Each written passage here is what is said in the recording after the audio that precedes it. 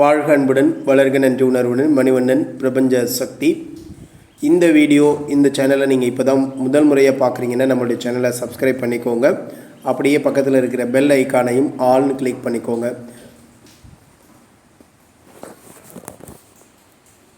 நீங்கள் பார்க்குறதுக்கு நிறைய செய்திகள் இதில் வந்துகிட்டே இருக்கும். அப்படியே நம்மளுடைய சேனலில் ப்ளேலிஸ்ட்டில் போனீங்கன்னா நிறைய டாபிக் இருக்கும். உங்களுக்கு பிடிச்ச மாதிரி உள்ள டாப்பிக்கை நீங்கள் எடுத்து பயன்படுத்தி கொள்ளலாம். வாங்க இன்றைக்கி வீடியோக்குள்ளே போகலாம். இன்றைக்கி ஒரு புதிய செய்தி. இதில் வந்து நம்முடைய சேனலில் வந்து பார்த்திங்கன்னா தியானத்தில் வந்து துருவ தியானம் போட்டிருப்போம். அதோட அந்த உயிரே கடவுள் அப்படிங்கிற ஒரு புத்தகம் வந்து அந்த டாபிக் போயிட்டுருக்கு இல்லையா, அதில் அந்த துருவ நட்சத்திர தியானத்தை பற்றி தான் அந்த மகரிஷிகள், அந்த ஞானகுரு வேணுகோபால சுவாமிகள்லாம் அதில் சொல்லியிருப்பாங்க. ஸோ அது குறித்து தேடும் பொழுது அது வந்து நம்முடைய மணிகண்டன் ஐயப்ப சுவாமியினுடைய கதையிலையுமே அது வருது. ஸோ அந்த அடிப்படையில் உங்களுக்கு அந்த கதையை இன்னைக்கு இந்த ஒரு வீடியோ மூலியமாக பகிர்ந்து கொள்ளலாம் அப்படின்ற ஒரு காரணத்தினால நான் இந்த வீடியோ போடுறேன். அதாவது வந்து பார்த்திங்க அப்படின்னா இது எப்படி இந்த மாதிரி ஒரு விஷயம் நடந்துச்சு அப்படின்னு பார்த்தா, இது வந்து விஷ்ணு புராணம் அந்த மாதிரி உள்ள புராணங்களில் இந்த கதைகள் இருக்குது. அதில் வந்து பார்த்திங்க அப்படின்னா ஒரு மன்னர், அவர் பேர் பார்த்திங்க அப்படின்னா உத்தானபாதன், அவருடைய மனைவி பேர் சுனீதி அப்படின்னு சொல்லி ஒரு மனைவியும், சுருஷி அப்படின்னு சொல்லிட்டு இன்னொரு மனைவியும் இருந்தாங்க. இப்போ இந்த மகாராஜா வந்து பார்த்திங்க அப்படின்னா அந்த ரெண்டு பேருக்கும், சுனீதிக்கும் இந்த உத்தானபாத மகாராஜாவுக்கும் பிறந்தவன் தான் துருவன் அப்படின்ற ஒரு மகன். அந்த உத்தானபாத மன்னன் மகாராஜாவுக்கும் சுருஷிக்கும் பிறந்தவனுடைய பையன் பேர் வந்து பார்த்திங்கன்னா உத்தமன் அப்படின்னு சொல்லி இந்த ரெண்டு பேரும் அவங்களுடைய அந்த அவையில் அந்த ஒரு மனையில் எல்லாம் ஒன்றா வசிச்சிட்ருக்காங்க. இப்படி இருக்கும்போது என்னென்னா, இந்த ரெண்டு பேருக்கு இடையில் எப்பயுமே ஒரு போராட்டம், ஒரு சங்கடம், யார் வந்து நம்முடைய பிதாவுக்கு நெருக்கமானவங்க, அதாவது தன்னுடைய தந்தைக்கு நெருக்கமானவங்க, யார் வந்து ரொம்ப தந்தையை பிடிக்கும் அப்படின்னு ரெண்டு பேரும் பேசிக்குவாங்க. சின்ன பிள்ளைங்க அப்படியே வாய் சண்டையாக ஒரு பெருசாக போயிடும். ஆனால் பார்த்திங்கன்னா அதில் இந்த சுருஷி இரண்டாவது மனைவி இருக்காங்க இல்லையா, அவங்க வந்து ரொம்ப அதிகமாக அதில் வந்து பொய்யெல்லாம் சொல்லி மன்னரை வந்து தன்னுடைய கைக்குள்ளே வச்சுருப்பாங்க. இரண்டாவது மனைவிங்கிறனாலையும் தன்னையும் அந்த பையனையும் தான் ரொம்ப பிடிக்கும் அப்படிங்கிற மாதிரியே அவங்க பெருசாக எடுத்து அதை பற்றி சொல்லி இவங்களை பற்றி சொல்லி, அதாவது சுனீதியை பற்றி சொல்லி அவன் மேலே வந்து ஒரு நல்ல நாட்டமே இல்லாத அளவுக்கு மன்னனுடைய மனதில் ஒரு நஞ்சை வந்து விதைச்சிடுவாங்க. அதாவது ஒரு கெட்ட எண்ணங்களை விதைச்சி இவங்க சொல்கிறதையே நம்பி கேட்க ஆரம்பிச்சிடுவார். இந்த மாதிரி நடந்துகிட்ருக்கும். அப்போ வந்து பார்த்திங்க அப்படின்னா ஒரு கட்டத்தில் இந்த ரெண்டு பிள்ளைகளுக்கு இடையில் ரொம்ப சங்கடங்கள், சண்டை ஒரு டைம் நடந்துட்டுருக்கும்போது அதை வந்து அந்த சுருஷி வந்து தன்னுடைய மகன் சார்பாக அவள் பேசி இந்த துருவனை வந்து அடித்து அவள் அனுப்பி விட்டுருவாள். அப்போ துருவன் வந்து தன்னுடைய தாயிட்ட வந்து இது மாதிரி நடந்து சொன்னால் அவங்க கொஞ்சம் நேர்மை தர்மத்தின் அடிப்படையில் நடக்கிறதுனால ரெண்டு மகன்களையுமே நான் புத்திரனாக தான் பார்க்குறேன். அப்படி ஏதாவது ஒரு சண்டை சச்சரவு நடக்குது அப்படின்னா நம்ம ரெண்டு பேரையும் விசாரித்து சரியாக தான் அவங்களுக்கான சிக்ஷையை, அதாவது அந்த தண்டனையை கொடுக்கணும் அப்படின்னு சொல்கிறாங்க. அப்போ அந்த மாதிரி இது நடந்தப்போ என்ன ஆணுச்சு அப்படின்னு பார்த்தீங்கன்னா, சரி இது அடுத்ததாக அந்த துருவனுக்கும் அந்த உத்தமனுக்கும் சண்டை. யார் வந்து அப்பாவுடைய விருப்பமானவன், நான் வந்து எங்கள் அப்பாவுடைய இருக்கேன், என் அப்பா மடியில் நான் உட்காந்துருப்பேன், எப்போ பார்த்தாலும் அவன் உட்காந்துருப்பான், அதுமாரி என் கூட தான் அதிகமாக இருக்கிறாரு, அதனால அப்பாவுக்கு என்னை தான் ரொம்ப பிடிக்கும் அப்படின்னு சொல்லி அவன் உத்தமன் சொல்லுவான். இதை கேட்கும்போது இந்த துருவனுக்கு வந்து ரொம்ப சங்கடமாக இருக்கும் மனசு. அவன் ரொம்ப ஏக்கமாக இருப்பான். தனக்கு வந்து தந்தையினுடைய அந்த அன்பு கிடைக்கலையே, தந்தையினுடைய அந்த ஸ்நேகம் கிடைக்கலையே அப்படின்னு சொல்லி ரொம்ப வருத்தமாக இருப்பான். அப்படி இருக்கிறப்ப பார்த்தீங்க அப்படின்னா ஒரு நேரத்தில் என்ன ஆகும் அப்படின்னா, அவங்களுடைய அந்தப்புறத்தில், அந்த ராணியுடைய அந்தப்புறத்தில் வந்து அவர் உட்காந்துருப்பார். அவங்க வந்து அவருடைய மடியில் வந்து அந்த உத்தமன் உட்காந்துருப்பான். இங்கே போய் பார்க்குற இந்த துருவனுக்கு தானும் போய் மடியில் உட்காந்துக்குவான், இன்னொரு மடியில். அவர் ரெண்டு பேரையும் பிள்ளையாக பார்த்து அப்படியே உட்கார வச்சு கொஞ்சிட்ருப்பார். அப்போ அங்கே சுருஜி என்ன பண்ணுவார்னா, அந்த மடியிலேருந்து பிடிச்சி அவனை கீழே தள்ளி, உனக்கு கிடையாது, இங்கே இந்த இடம் முழுசாக இப்போ இருக்கிறது வந்து உத்தமனுக்காக தான் இங்கே இருக்கார், அவர் தான் அவனுடைய புத்திரனாக அவர் நினைக்கிறாரு, அதனால் உனக்கு வந்து எந்த இதுவும் கிடையாது, நீ இங்கேருந்து போன்னு பிடிச்சி தள்ளி விட்டுருவாங்க அவனுக்கு முன்னாடியே. அதை பார்த்த அந்த மன்னனுக்கு ஒரு அதிர்ச்சி இருக்கும். இருந்தாலும் அவர் வந்து எந்த விதமான ஒரு மறுப்புமே அதுக்கு தெரிவிக்க மாட்டார். அதை வந்து அப்படியே ஏற்றுக்கொள்வது போல் அவர் இருப்பார். அந்த நேரத்தில் அங்கே வந்து அவருடைய முதல் மனைவி பார்த்துட்டு, உங்களுக்கு முன்னாடியே இந்த மாதிரி அநீதி நடக்குது, நீங்கள் பிரஜைகள், அதாவது மக்களுக்கு எல்லாமே நீங்கள் சரியான நியாயத்தை கொடுக்குறீங்க, ஆனால் இங்கே மட்டும் உங்களுடைய நியாயம் என்ன ஆணுச்சு அப்படின்னு சொல்லி அவங்க கேட்குறப்ப மன்னருடைய மனசு மாறிட போதோ என்னமோன்னு இல்லை அவருக்கு பிடிச்ச ராணி நான் தான், அதேமாரி பிடிச்ச மகனும் என்னுடைய மகன் தான், உன்னுடைய மகனையும் உன்னையும் வந்து அவர் எடுக்கலை, இது உங்களுடைய கர்ம வினைகள், நீங்கள் வந்து இப்படி தான் இருக்கணும் அப்படின்ற மாதிரி சொல்லும் பொழுது இவங்க ரொம்ப சங்கடப்பட்டு 2 பேரும் அங்கேருந்து வெளில வருவாங்க. அப்போது இவனுக்கு ரொம்ப சங்கடமாக இருக்கும், தன்னுடைய தாய்க்குமே இதே நிலைமை தானே அப்படின்ட்டு. அப்போ வந்து துருவன் கேட்பான், நான் வந்து அப்பாவுடைய அந்த மோகமும் அப்பாவுடைய அந்த ஸ்நேகமும் எனக்கு அவர் வந்து கொஞ்சி அந்த முத்தம் கொடுக்குறாரு இல்லையா, அதுமாரி இரவில் வந்து நம்ம கூட படுத்திருக்கணும், இதுதான் என்னுடைய ஆசை, அதுக்கு நான் என்ன பண்ணணும் அப்படின்னு சொல்லி இவர் கேட்பார். நம்ம தெய்வத்தை தப்பா வேண்டணும் அப்படின்னு சொல்லி இவங்க சொல்லுவாங்க. எந்த தெய்வத்தை வேண்டுறது அப்படின்னு இவர் கேட்கும்போது அவன்கிட்ட என்ன சொல்கிறான்னா, விஷ்ணு பகவானை வேண்டிக்கோ, அவரை வேண்டினீங்கன்னா உனக்கு எல்லாமே கிடைக்கும் அப்படின்னு சொல்லி அவங்க சொல்லுவாங்க. வா அப்படி வேண்டிகிட்டே வந்து படுத்துக்கோ என் கூட, நீ தூங்கிடலாம் அப்படின்ட்டு. திடீர்னு பார்த்தா அவன் படுத்துருக்கும்போது தூக்கமே வராது. எழுந்திரிச்சு போய் அந்த புறத்தில் போய் பார்ப்பான். அங்கே வந்து அவர் படுத்திருப்பார். நடுவில் அவன் உத்தமனும் அவங்க மனைவி அந்த பக்கம் படுத்திருப்பாங்க. அவன் வந்து சொல்லுவான், அப்பா நீங்கள் என் மேலே கையை போட்டுகிட்டே படு, அப்போ தான் எனக்கு தூக்கம் வரும்பா. அதுமாரி போடணும், கொஞ்சம் நேரத்தில் தூங்கிடுவான். அவன் வந்து அவருக்கு முத்தமெல்லாம் கொடுத்தோன்னே இதெல்லாம் பார்க்குறது வந்து இவனுக்கு ஒரே ஏக்கமாக இருக்கும், நம்மளுடைய தந்தை வந்து நமக்கு இதெல்லாம் கொடுக்கலையே அப்படின்ற ஒரு ஏக்கம். அப்படி இருக்கிறப்ப என்ன பண்ணுவான் அப்படின்னு சொன்னால், அங்கேருந்து வந்து திடீர்னு இவன் கொஞ்சம் நேரத்தில் காணாமல், கொஞ்சம் நேரத்துக்கு எடுத்து சுனீதி கண் விழிச்சு பார்ப்பா, அவனை காணுன்ட்டு ஐயோ எங்கே போயிட்டா துருவான்னு எங்கே பார்த்தாலும் கூப்பிடுவான். அப்போ பார்த்தீங்கன்னா துருவன் அங்கேருந்து ஒரு ரிஷி வேடம் அணிந்து, அதாவது சின்ன பையன், இன்னும் வந்து குருகுல கல்வி கூட போகலை, ஆனால் வந்து ஒரு முனிவர் வேடம் போட்டுட்டு அப்படியே அங்கேருந்து வருவான். என்ன நீ ஏன் இதுமாரி பண்ணுற அப்படின்னா, இல்லைம்மா நீங்கள் தானே சொன்னீங்க விஷ்ணுவை போய் கேட்டால் கிடைக்கணும்னு, நான் அவரை தேடி போகிறேன், அவர்கிட்ட நான் போய் பார்த்து அவர்கிட்ட கேட்டு எனக்கு வந்து தந்தையினுடைய இழந்த அந்த ஸ்நேகத்தையும், எனக்கு அவருடைய முத்தம், அவருடைய மடியில் உட்கார்றதுக்கான அந்த இதெல்லாம் எனக்கு வேணும், பாக்கியம்லாம் வேணும் அப்படின்னு சொல்லி கேட்க போகிறேன் அப்படின்னு சொல்லுவான். இவருக்கு ஒரே இவளால் ஒன்றுமே சொல்ல முடியாது. சரி ஓகே நீ வந்து என்ன பண்ணி போ அப்படின்னு சொல்லி வேறு வழி இல்லாமல் அவர் எவ்வளோ சொல்லி பாப்பா கேட்கல அப்படின்றப்ப சரின்னுடுவாள். அப்போ உடனே அவன் அங்கேருந்து இவங்கள்ட்ட ஆசி வாங்கிட்டு அம்மாட்ட ஆசி வாங்கிட்டு அப்பாட்ட வாங்கணும் இல்லையா. அப்போ அந்த புறத்துக்கு போகும்போது தந்தை அவங்க தூங்கிட்டு இருப்பார். அவருடைய காலையும் தொட்டு வணங்கிட்டு அங்கேருந்து புறப்படுவான். அப்போ அங்கே வந்த சுனிதி வந்து அவளும் உன்னுடைய தாய் மாதிரி தான், அதனால் அவள்கிட்டையும் நீ வணங்கு அப்படின்னப்ப அந்த சுருச்சியோட காலையும் போய் தொட்டு வணங்கிட்டு புறப்படுவார். அப்போ புறப்படுவான் அவன். உன்னுடைய சேஷ்டன் அவனுடைய சகோதரன் இருக்கான் இல்லையா, அவன் வந்து அதாவது அந்த உத்தமனையும் நீ அவன்கிட்டையும் உன்னுடைய இதை வந்து அனுமதி வாங்கிட்டு போ அப்படின்னு மானசீகமாக அவன்கிட்ட நின்று வாங்கிட்டு அங்கேருந்து புறப்பட்டுருவான். இப்போ என்ன ஆச்சு அப்படின்னு கேட்டிங்கன்னா, இந்த அரண்மனையை விட்டு அவன் வந்து அந்த முனிவர் இடத்துல அப்படியே காட்டுகளில் நடந்துட்டு போயிட்டே இருப்பான். யாருமே இருக்க மாட்டாங்க, பல தூரம் நடந்திருப்பான், பல நாட்கள். இப்போ வந்து இங்கே வந்து என்ன ஆகுது அப்படின்னா, எங்கே போனான்னு தெரியல, என்ன ஆனான்னு தெரியல என்னுடைய பையன் அப்படின்னு இது ஒரு பக்கம் புலம்பிகிட்டு இருப்பான். அப்படியே அவன் பல மைல்கள் நடந்து ஒரு இடத்துல ஒரு 2 பேர் உட்காந்துருப்பாங்க, திருடனுங்க 2 பேர். அந்த நகைகளை பிரித்து கொண்டிருப்பாங்க. இவனை பார்த்துட்டு அங்கே ஒரு பையன் வர்றான், ஆனால் அவன்கிட்ட எதுவுமே இருக்கிறதா தெரியலையே, பரவாயில்ல ஏதாவது கை செலவுக்கு வச்சுருப்பான்ல, அதை பிடிங்கிடலாம் அப்படின்னு சொல்லி முடிவெடுத்து அவன் நீ யார்ப்பா பையா எங்கே போகிறேன் அப்படின்னோடனே இதுமாதிரி நான் வந்து நாராயணனை தேடி போகிறேன் அப்படின்னா, நாங்கள் தான் நாராயணன் அப்படின்னு சொல்லுவான். அப்படியா நீங்கள் தான் நாராயணனா, அப்போ நீங்கள் யாருன்னா நான் தான் உமா மகேஸ்வரன் அப்படின்னு அவங்க 2 பேரும் சொல்லுவாங்க. என்ன வேணும்னா எனக்கு இது மாதிரி என்னுடைய தந்தையினுடைய ஸ்நேகமும் இது வேணும் அப்படின்னு சொல்லி அவங்ககிட்ட கேட்பாங்க, வெளிப்படையாக கேட்பான். அப்போ அவங்க சொல்லுவாங்க அது 2மே உங்களுக்கு நாங்கள் தருவோம், ஆனால் எனக்கு நீங்கள் தட்சணை கொடுக்கணும் அப்படின்னா. என்ன தரணும், நிறைய காசு இதெல்லாம் கொடுக்கணுன்னு. சரி நீங்கள் இருங்க, என் தந்தைகிட்ட வந்து அங்கே நிறைய இருக்குது, நான் போய் எடுத்துகிட்டு வரேன், அது யார்கிட்டையும் என்ன சொல்லக்கூடாது நீ அப்படின்னு சொல்லுவாங்க. சரின்ட்டு போனவன் யோசித்து பார்ப்பான். திரும்பி கேட்பான், நீங்கள் நாராயணனா உங்கள்கிட்ட 4 கை இருக்குமே எங்கே காணும் அப்படின்னு. உடனே அப்படியே முழிப்பானுங்க. அப்போ நீங்கள் என்கிட்ட போய் சொல்கிறீங்களா அப்படின்னு சொல்லிட்டு ஓடுன பின்னாடியே துரத்துவானுங்க. ஆனால் ஒரு குறிப்பிட்ட தூரம் போனே அவன் என்ன பண்ணுவான்னா இவங்கள்ட்டேருந்து தப்பிச்சிருவான். அவங்க துரத்திட்டு அவங்க வந்துடுவாங்க. இவன் திரும்பி மேலே போயிட்டே இருக்கும்போது பார்த்தீங்கன்னா அங்கே 2 முனின்மார்கள் வந்து ரிஷிகள் வந்து தவம் பண்ணிகிட்டு இருப்பாங்க.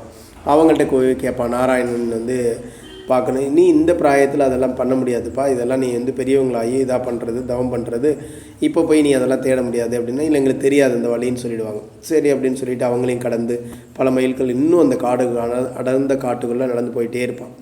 அப்போ வந்து பார்த்திங்கன்னா ரொம்ப கோரவனம், ரொம்ப மிருகங்கள் இருக்கக்கூடிய வனம், மதுவனம்னு சொல்லிட்டு அந்த பக்கம் இருக்கும், யமுனை ஆற்றுக்கரையில். அதை நோக்கி போயிட்டே இருப்பான். அப்போ அந்த இடத்துல ஒரு முனிவர் உட்காந்து நாராயணன் ஓம் நாராயணன்னு வச்சு அவர்கிட்ட கேட்டால் தெரியும் அப்படின்ட்டு அவர்கிட்ட போய் கேட்பான், நீ வந்து நாராயணனை தேடி போறியா, உனக்கு வந்து இந்த வயசு என்ன வயசு, நீ வந்து விளையாடக்கூடிய வயசு, இதெல்லாம் உனக்கு தேவையில்லை, நீ வந்து திரும்ப உன்னுடைய இல்லத்துக்கே போ அப்படின்னு சொல்லுவார்.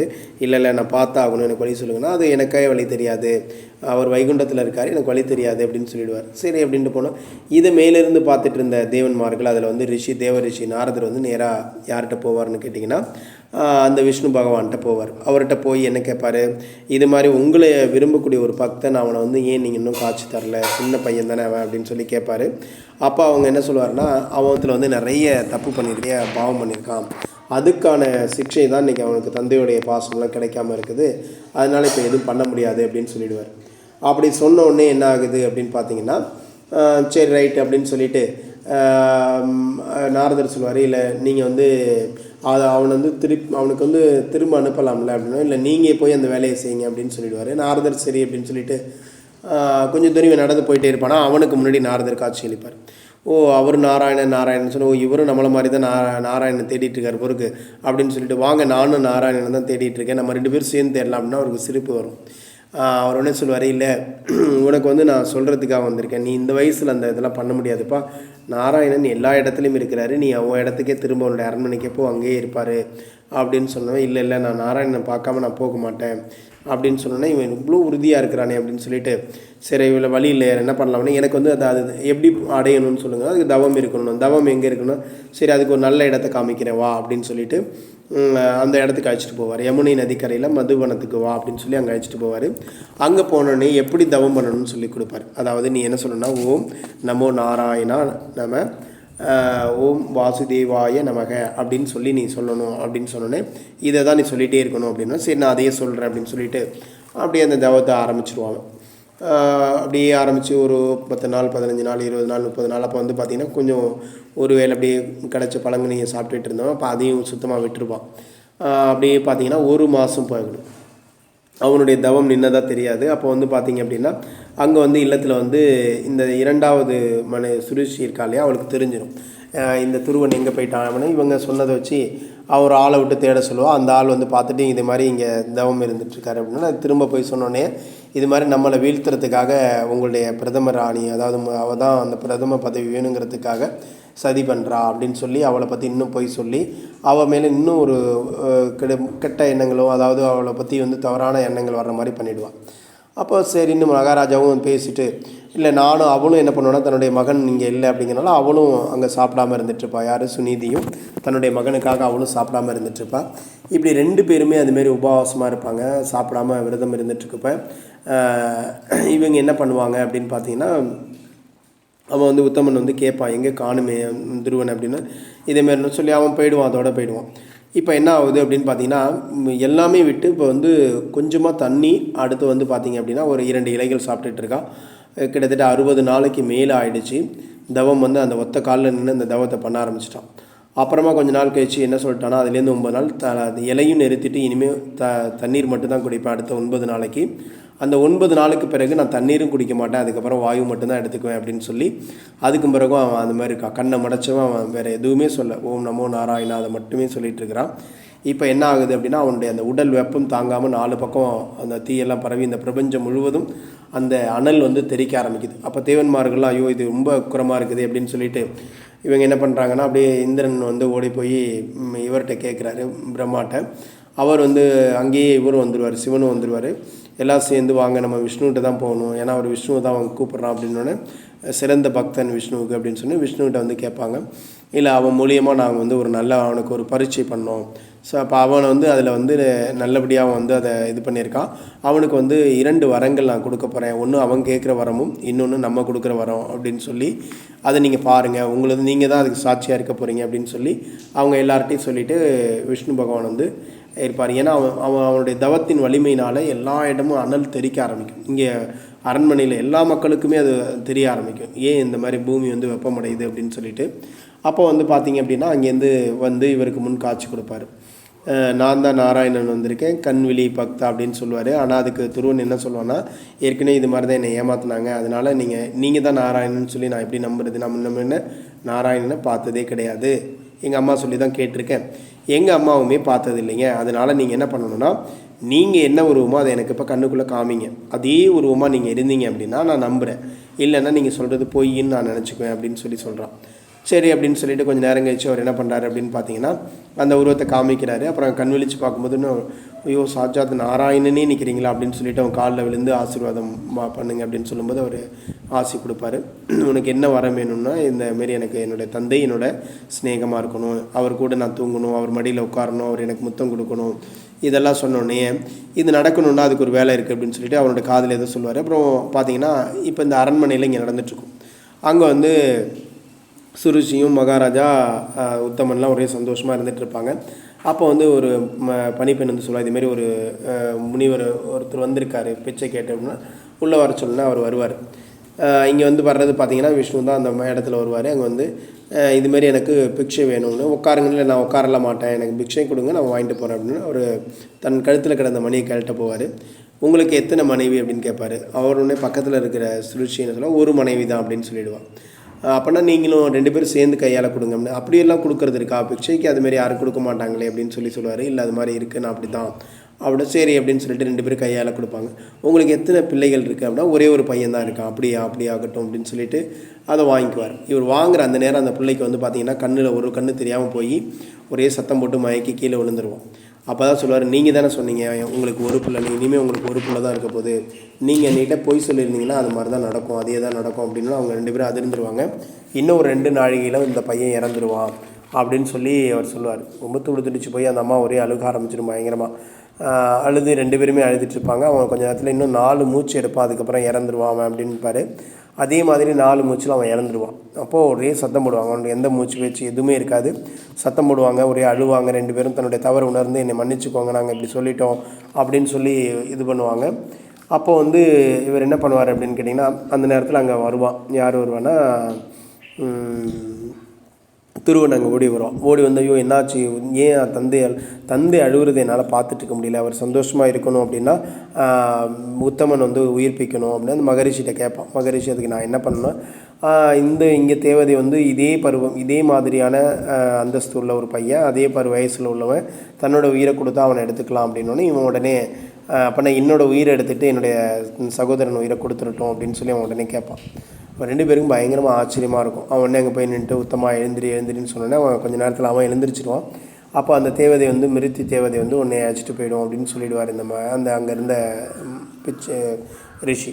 உடனே என்ன பண்ணுவான், சரி அப்படின்னு சொல்லிட்டு எடுத்துக்கட்டும் என்னுடைய இதை, நான் ஆனால் அதை எடுத்துக்கிறதுக்கு முன்னாடி நான் என்னுடைய தாயை பார்க்கணும் அப்படின்னு சொல்லிட்டு அந்த தாயை பார்க்குறதுக்கு இவங்க 2 பேரும் பயங்கரமாக இதாகிடுவாங்க. மனதளவில் ஒரு பெரிய இது வந்துடும். நேராக அங்கே தாயை பார்க்குறதுக்கு அங்கே அழைச்சிட்டு வரும்போது அவங்க வந்து ரொம்ப அதுவும் சாப்பிடாம இருந்தனால மயக்கத்தில் கிடக்கும். அப்படியே உழுப்பி ரொம்ப நேரம் கழித்து முழிச்சு பார்த்துட்டு அவனை வாரி அணைச்சி முத்தம் கொடுக்கும். இங்கே பாரு, அப்பா என் கூட ரொம்ப நேசமாக இருக்கிறாரு, நான் விஷ்ணுவை தரிசனம் பண்ணேன், எனக்கு இந்த வரம்லாம் கிடச்சிது அப்படின்னு சொல்லுவான். அப்போ தான் அவர் வந்து என்ன அப்படின்னு கேட்டிங்கன்னா, நீ உடனே வந்து நான் இன்னும் கொஞ்சம் நேரம் தான் உயிரோடு இருக்க போகிறேன்னா அவங்க கடந்து அழுவாங்க. ஏன் அப்படின்னா இந்த மாதிரி நான் பண்ணேன் அப்படின்னோடனே அவங்களுக்கு ஒரே சந்தோஷமாக இருக்கும், அழுவாங்க. அப்போ வந்து அந்த ரிஷி அங்கே வருவார். அவர் சொல்லுவார், மிருத்தி தேவதை கூட உன்னை எடுத்துகிட்டு போகிறதுக்கு வந்து விருப்பம் இல்லை, இந்த மாதிரி ஒரு பாலகனை நம்ம தண்டிக்கக்கூடாது அப்படின்னு அவங்க முடிவு பண்ணி திரும்ப போயிட்டாங்க, நீ உன் தாய் தந்தையரோட சந்தோஷமாக இருக்கலாம் அப்படின்னு எல்லாருக்குமே ரொம்ப மகிழ்ச்சி ஆகிடும். அவங்க அதுக்கப்புறம் என்னன்னு கேட்டிங்கன்னா நான் அவங்கள்ட்டேருந்து விடை பெற்று மகரிஷி போவார். இவன் பின்னாடியே போவான், துருவம் மட்டும். நில்லுங்க அப்படின்னு சொல்லி நான் இது மாதிரி மனத்தில் இருந்தேன், அங்கே எனக்கு வந்து முன்னாடி விஷ்ணு வந்து வந்தார், ஆனால் அவரை நான் ரொம்ப நேரம் கூட பார்க்கல, அவர் என்னமோ சொன்னார், அதுபடி நான் இங்கே அரண்மனைக்கு வந்துட்டேன் அப்படின்னோடனே உடனே அவர் பார்த்தா அவர் விஷ்ணுவாக மாறுவார். நீங்கள் தான் வந்ததா அப்படின்னா உடனே அவரை திரும்ப வணங்கி சந்தோஷமாக பார்ப்பான். எனக்கு உங்களுடைய இது கிடச்சிது நல்லது அப்படின்னா, இப்போ ஒரு வரம் வந்து நீ விரும்பின வரம் உனக்கு கிடச்சிது, உன்னுடைய தாய் உன்னுடைய தந்தை வந்து உனக்கு இனிமேல் எப்பயுமே உனக்கு இதாக இருப்பார், உன்னுடைய சிநேகமாக இருப்பார், நீ அவர் உன் கூடயே தூங்குவார் அப்படின்னு சொல்லி முடிச்சிடுவார். ரைட். அப்போ அடுத்தது என்ன அப்படின்னா, இன்னொரு வரம் நாங்கள் உனக்கு கொடுக்குறோம். என்ன வரம் அப்படின்னு கேட்டிங்கன்னா, இங்கே வந்து நீ வந்து எந்த ஒரு எதிரியும் இல்லாமல் நீண்ட காலத்துக்கு நீங்கள் ஆட்சி செய்வா, உன்னுடைய இறப்புக்கு பிறகு வானில் வந்து நீ ஒரு துருவ நட்சத்திரமாக காட்சி அளிப்ப, இந்த உயிர்களுக்கெல்லாம் நீ ஒரு காவலனாக இருப்ப, உன்னையும் சுற்றி எல்லாருமே வந்து பார்த்தீங்கன்னா சப்தரிஷி மண்டலங்கள் உள்ள எல்லாருமே உன்னை சுற்றி உனக்கு அனுகிரகமாக இருப்பாங்க அப்படின்னு சொல்லுவார். அந்த ஆசைகளை வாங்கிட்டு திரும்ப வந்தோடனே ரொம்ப சந்தோஷமாக மகிழ்ச்சியாக இருப்பாங்க. இப்படி தான் அந்த துருவ நட்சத்திரம் உத்திரான திசையில் உதிக்கக்கூடியதாக இருக்குது. அந்த துருவ நட்சத்திரத்தை வேண்டி வணங்கி நாம் தியானம் பண்ணோம் அப்படின்னா அதனுடைய அனைத்து சக்திகளும் நமக்கும் கிடைக்கும் அப்படிங்கிறதான் அந்த கதையினுடைய வரலாறு. துருவ நட்சத்திரத்தை வணங்குவோம், துருவ நட்சத்திரத்தை தியானிப்போம். நன்றி.